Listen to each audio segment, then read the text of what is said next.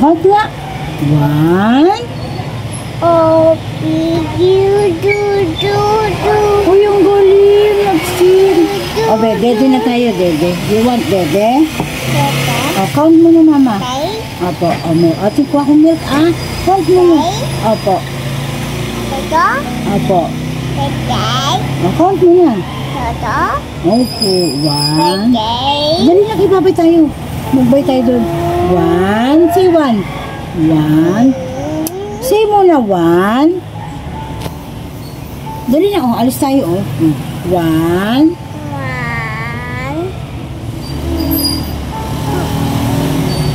Dali na. 1. Amen. Opo, mamaya amen ni Mama. Count muna kasi aalis tayo. Andiyan na si Daddy, Nagbababay na si Daddy, Dali, count na tayo, count. 1, 2, 3,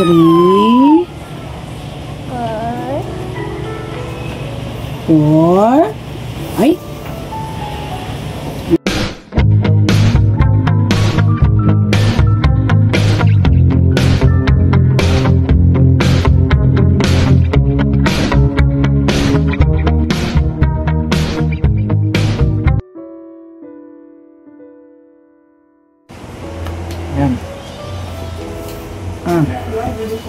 Ayan po mga ka-business, namin minamahal, isang mapagpalang gabi sa ating lahat mga ka-business. Alright?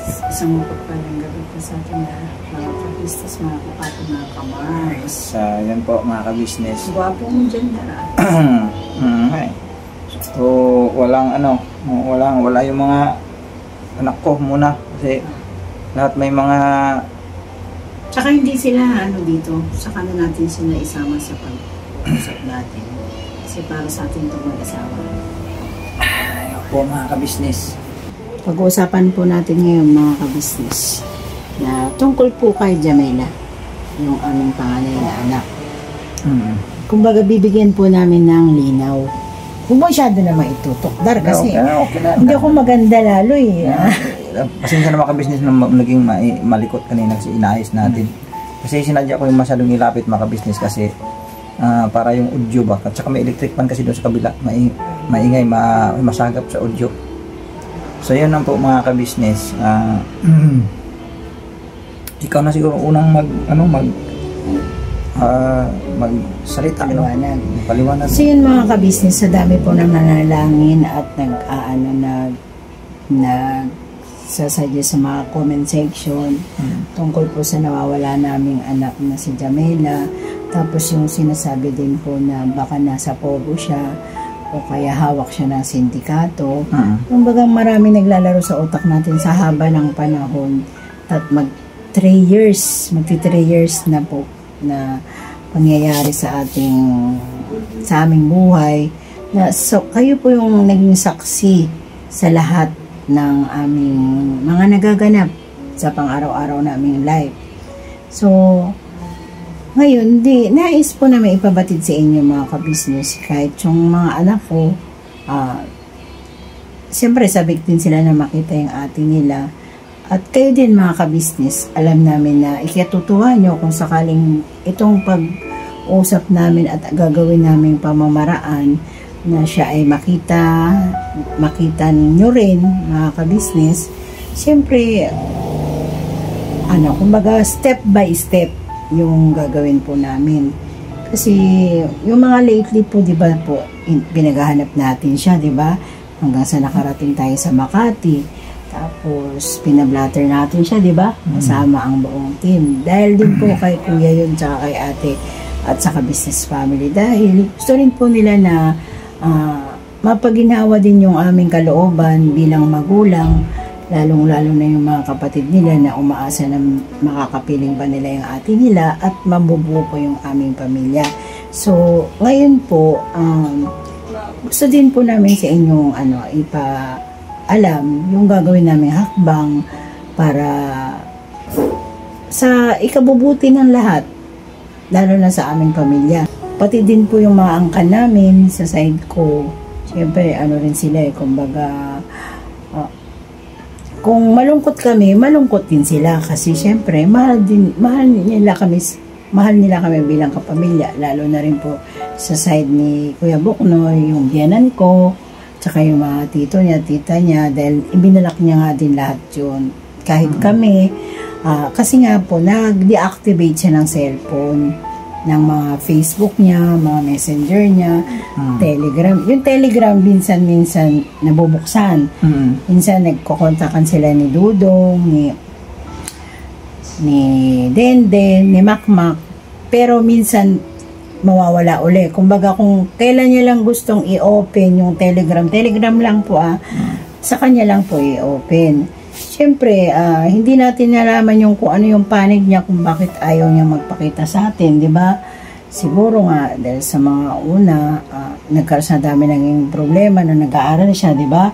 Tapos yung pagka-graduate niya, na umalis siya, di ba? Tapos hindi na siya nag-uuwi. Yun, mga ka-business. Kumbaga parang nahiya. Tapos na-i-vlog natin, di ba? So, ngayon po mga ka-business, bibigyan din po kayo namin ng update para sa kanya. Kasi nga, aaminin po namin sa inyo na hindi po kami tumitigil ni Kuya Buknoy sa kakahanap sa kanya. At hindi rin kami tumitigil sa kakapanalangin na ipanalangin na mabuo ang aming pamilya. So, at nagpapasalamat kami dahil kasama kayo sa aming pagpapanalangin para sa kanya. Dahil, siyempre, kami nga po, gulang kami, masakit din sa puso namin na hindi kami maalala ng anak namin. Siguro, meron din siyang dahilan. Kaya, nagawa niya rin yun. Kung ano man yung dahilan mo, anak, tatanggapin namin ng buong puso. Tapos, magpatawaran kung ano man ang pagkukulang natin bawat isa. Aminado naman kami, anak, na may pagkukulang din kami ni Papa. Dahil, syempre, ikaw nga nakapagpatapos ng pag-aaral mo. Tapos, tayo naman mga kabis, huwag po natin agad husgan si Jamela kasi hindi pa naman po natin alam kung ano po yung nasa side niya. Pero, napakasaya ng puso ko kasi nga, sa walang sawa namin kakahanap sa kanya at hindi namin kinakalimutan dahil nga anak namin siya.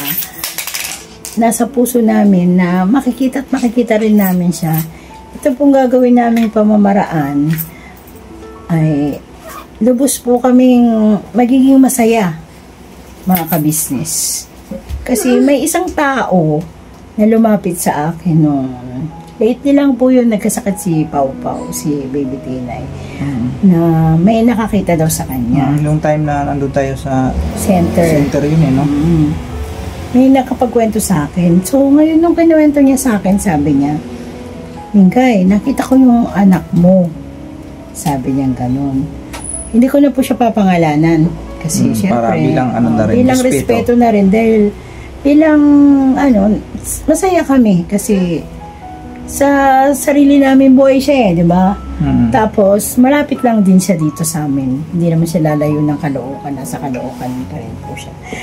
Ang inaano po namin mga ka-business, nagpapasalamat kami sa tao na yon kasi meron siyang update na nakita niya yung anak namin. Meron siya dito maglaro na. Yan po mga ka-business, no? Yung pag-check up namin kay Pau Pau, nakita ko po siya sa labas ng center. So, yun, nasabi niya nga sa akin na nakita na. One time na nakita niya. Tapos, may nakapagsabi din po sa kanya na nakita niya rin daw yung anak ko. So, hindi po ako naniwala nung time na yun kasi siyempre wala pa tayong Pero, as in bilang magulang mga ka-business, sobrang happy ko. Kasi, hindi ko na siya paghihirapang hanapin. Kumbaga, may nakakita sa kanya. So, panatag yung loob ko na wala siya sa Pogo. Wala siya sa ibang tao na humawak na sinasabing sindikato. Diba mga ka-business? Napakasaya ng puso namin. Lalo na si Kuya Buknoy. Kumbaga, yung balita na yun na nasagap namin mga ka-business ay nagbukas sa aming ikaisipan na kung gano'n, di salamat kasi buhay siya. Ang nasa isip kasi namin talaga, hawak siya ng isang malaking sindikato na hindi siya basta-basta makakalabas. Then, naalis sa aming isipan na ibang pag-iisip mo na baka mamaya kumbaga nahanaw na o ano bang tawag dito sa namatay na. Yung yung ganun ba? Ang isipan kahit na ako, sa utak namin. kasi nakakapanood po ko ng mga sa Facebook, may mga nakadapang babae, magandang babae, na ni-rape, tinapon sa kalsada, yung mga ganun po, Ganon, kabado ako bilang magulang, syempre, hindi ko alam kung nasan siya eh. Hindi ko alam kung okay ba siya, di ba? Pero nung mga nagchat-chat sa Telegram, ang sabi niya sa amin, okay lang kami. Kasi di ba mga kabisis, kahit kayo nga nagsabi sa amin na kung na-video call nyo okay lang siya. Kung na-video call nyo siya, nakita nyo ba yung mukha? Hindi talaga siya nagpapakita ng mukha. Ayaw niya kasi talagang ma-vlog. Ayaw niya ng vlog nun. So, sobrang saya namin kasi yung anak namin ng 2 taon mahigit na hindi namin nakikita, ay makikita din namin at may taong nakakita sa kanya. Diba bilang magulang, sobrang saya po namin mga ka-business. Masaya na umiiyak ako, totoo lang. Nung nakita nila, sabi nila nga nakita nga nila, na naibalita sa amin. Umiyak ako noon mga ka-business. Kami, yung bang saya na di mo maipaliwanag na, buhay pala ang anak natin. Pero ganito yan mga ka-business pag-uwi namin galing center. Hindi ko pa agad sinabi sa kanya yun, mga ka-business, di ba? Naalala mo, Dar? Lumipas ang 2 araw. Tapos, nakatulog ako. Sige nga, ikwento mo nga. Di ba nakatulog ako nung bigla kong...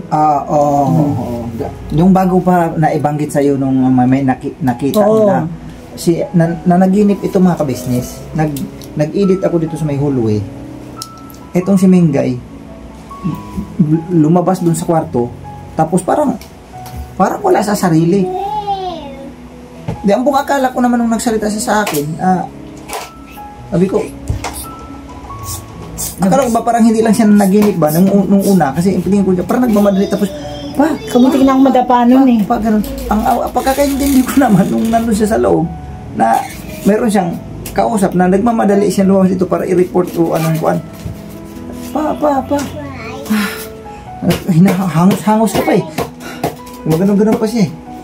Tapos maya-maya nang nakita ko siya, sabi ko, nanaginip ka yata eh, sabi ko sa kanya. Kasi may binanggit niya siya na buhay ang anak mo, sabi niya ganun. Buhay ang anak mo. Di, ako naman, wala sa kuwan pa nga eh. Kumbaga parang hindi ko masyadong pinapansin ng habang nagsasalita siya sa hallway kasi nag-edit nga ako eh. Sabi ko, anong pinagsasabi mo? Nanaginip ka yata. Yung pala talaga, nanaginip pala talaga siya noon. Nanaginip ka lang. No? Nakatulog ako noon, nakaidlip ako. Tapos, bigla akong naalala si Jamela na kaya pag tayo ko yun, sabi ko na buhay yung anak mo. Sabi kong gano'n sa kanya. Tapos malapit lang siya dito, yun ang sabi ko. Di, ngayon, ganito na yun. Ang ginawa namin mag-asawa, nung pagdating ng gabi yun eh, nung napanaginipan ko siya kasi nag-edit siya nun. Sabi ko bukas, di ba nagplano tayo agad? Pero wala pang nabanggit sa'yo na may nakakita? Wala pa. Na, sabi ko nagplano kami na ikot tayo, hanapin natin sa uli. Mag-ikot-ikot kami lang dito lang. Ikot kami. May video kami nun mga ka-business. Nag-ikot-ikot kami umaga yun. Tapos, di ba binidyoan natin yun? Tapos nag-ikot din kami ng gabi. Ang pumapasok sa aming utak o sa aming isipan mga ka-business, noong siya na naginip, na sabi niya malapit lang dito, ang pumapasok sa isipan ko at sa isipan niya, yung bahay ng boyfriend niya dati. Na taga rito lang yan eh. Malapit lang sa akin. Kasi kami, wala na kaming expectation na na magganong mga senaryo gawa ng mga ka-business. Matagal na nga. Nakausap ko pati yung boyfriend niya. Di pa pumunta nga sa bahay. Tapos, yung nasa gulayan. Tapos nung naghanap na kami kay Jamila nga, yung wala na siya, na hindi na nagpakita sa amin, nakausap ko din siya, nga nagpang-abot kami sa bigiri, na ang sabi ko sa kanya ay, kayo pa ba ng anak ko? Kasi hindi na sila nagpaparamdam eh. Hindi na rin siya bumalik sa bahay namin para mamasyal, ganun. Tapos, ang sabi niya, matagal na silang wala. matagal na po siya wala. Good. So ngayon, hindi, wala nang kamoy. Tuloy lang. So naghanap kami doon, ikot-ikot kami. Then yan yung sinabi mo, ano ba yung sinabi? Sa'yo nga, nakita nga si Jamila. May nakakita sa May nakita kanya. Dito. Kaya, tinanong ako kung umuwi na si Jamila dahil ang buhok daw niya ay basa pa. Sabi niya, bagong ligo yung anak mo. Sabi niya, hindi ba umuwi sa inyo? Sabi ko, ala, hindi pa nga kasi nga 2 years na nga siya hindi umuwi, mahigit. Sabi ko, kaya sabi ko, malapit lang siya dito kung nandito siya. Diba? Kaya yun, naghanap kami. Kaya nagtugma halos yung kanyang panaginip at saka doon sana nagsabi. Para nagkaparehas halos ang ano, na malapit, ang panaginip nito malapit lang daw dito. Tapos may nag-report sa kanya na nakita dito sa lugar na ito. So, ibig sabihin, nagkaparehas halos doon sa ano, kanyang napaganaginipan. Kasi magulang tayo mga kasi magulang. Yun nga, ang nasa isip namin dalawa, hindi kaya nandyan lang yan sa bahay na yung bahay mismo ng boyfriend niya na kasi ang pagkakaalam namin noon na nabanggit naman kasi ng anak ko at saka mismo nung kanyang boyfriend na ang kanyang magulang ay nasa bansa. Ano ba yun? Basta US po, US. Nasa ibang bansa. Baga ng ibang bansa. Then yung bahay nila diyan ay yung anak ang nangasiwa. So yun ang pumapasok sa isip namin, mga ka-business. Tuwing mamamalengke kami at papunta kami ng palengke, doon kami sa way na yun. Wala kasi talagang tao eh. Wala talaga eh. Walang tao mga ka-business kahit anong halughog doon. Wala talaga eh. Walang katao-tao. Di. Wala mo. So, yun nga po mga ka-business. Nung time na yun, hindi kami nagsawa ng umikot hanggang sa may isang tao kami nakausap, mga ka-business. Hindi man siya malaki, maliit siya eh. Hindi, dalaging din pa, dalagita. Kasing edad ni, matanda lang kay Kia. Parang hindi siya mga na siya pa, high school. High school na. Mga grade 7. Elementary pa rin yun. Elementary. Grade 6. Grade 6. So, nung tinanong ko yung bata kung yung bahay na yan kung may tao. Sabi naman niya meron. Tapos, kulit ang anak. Tapos, yung sabi niya, opo, may tao po dyan. Pero yung lalaki lang daw. Tapos, sabi ko, wala ka na ba ibang nakita? Ang sagot ng bata, meron po isang babae. Yung babae na yun, may nakita daw siya.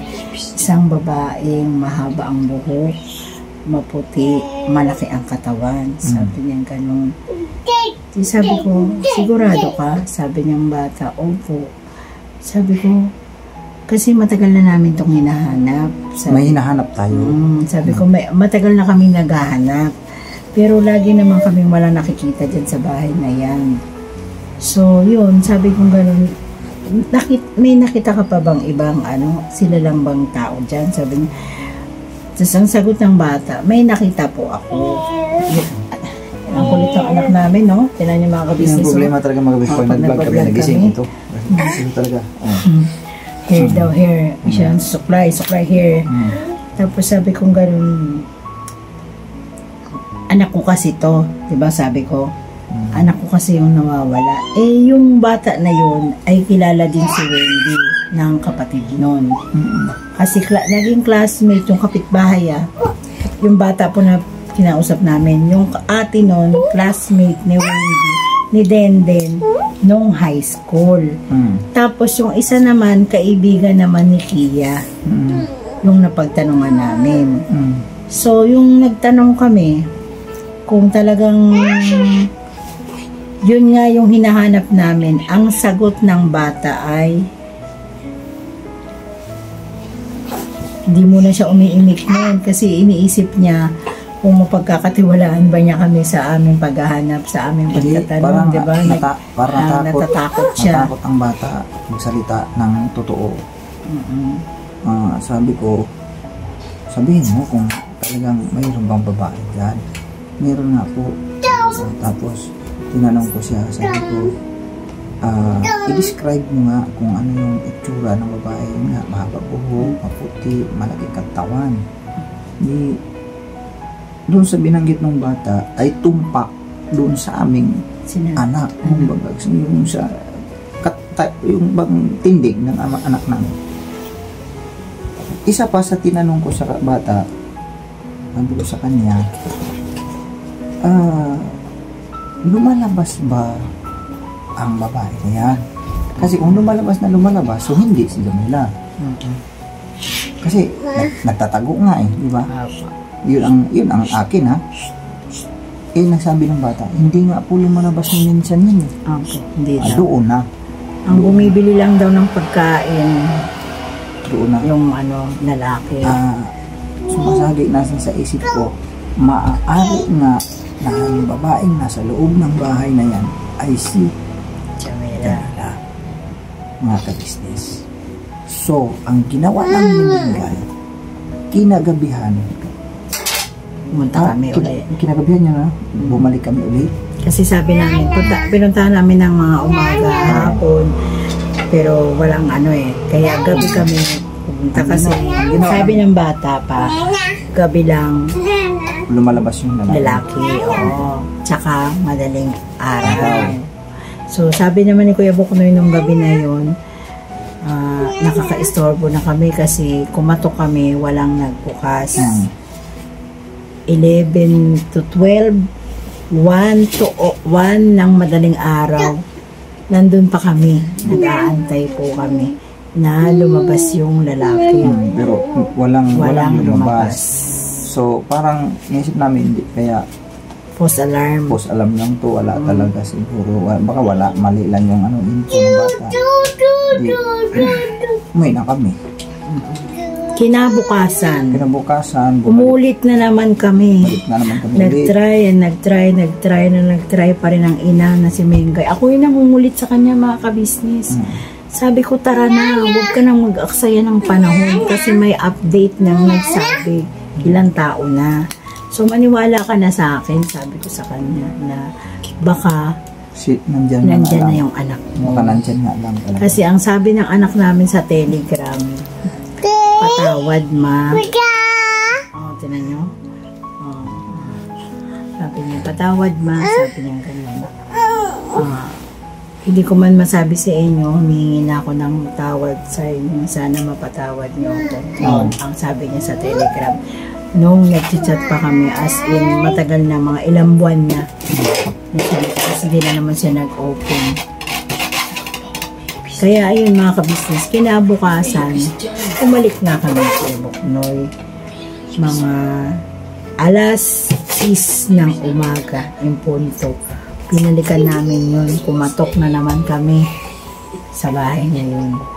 Mga alas, basta umaga pa mga 9 or 10, mga ganun. 10 yun, 10. 10 ano? 10. So, pagkatok namin,